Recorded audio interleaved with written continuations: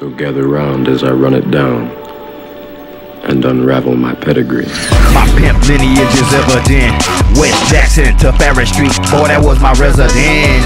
Raised on honey buns and Kool-Aid, and I was neglected like a toothache.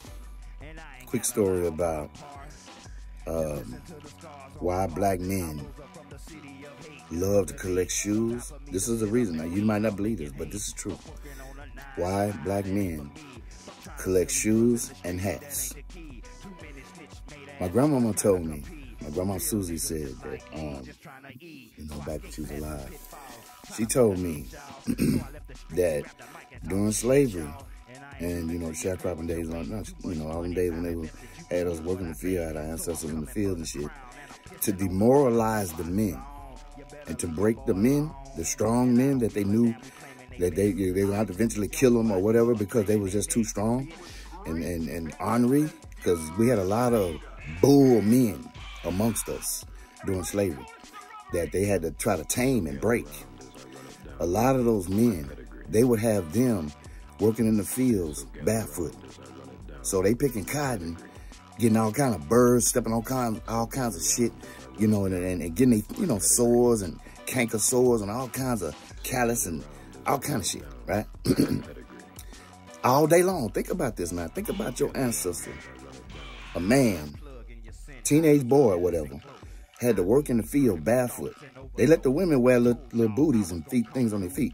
And you know, they had little babies out there, but the men, especially, to demoralize the men, they made them work barefoot out in the fields, picking cotton, chopping cane, all that shit, right? That's why a lot of them would get trench foot type shit situations where someone had to get their feet amputated because of how bad the conditions was during slavery days when they had them out in the fields. And then another reason why, the reason why we collect hats is because think about this, during the slavery as well, she was telling me that when it would rain, they would have the men out there doing work, different kinds of things out in the field, you know, I guess preparing it for the next day or whatever going on. Even when it's raining, they would have them out in the field with nothing on their head. You know, they couldn't cover their head. You know what I'm saying? So they was just dripping in water. You know how you watch some of these movies where, you know, in the slave movies, old movies, and it's raining, and they ain't got nothing on their head. They ain't got nothing, they didn't let the men put nothing on their head. So that DNA, that energy stuck with the generations. So as we've come to today, most brothers that you know are sneakerheads or shoe fanatics. They love shoes. They got a closet full of shoes. You know, as I have a closet full of shoes. It seems like that was passed along. Even though we weren't in slavery, we felt that energy from them or what happened to them. And now we have become avid shoe collectors and hat collectors. True story. It's your boy TheOneJP on TheOneJPtv.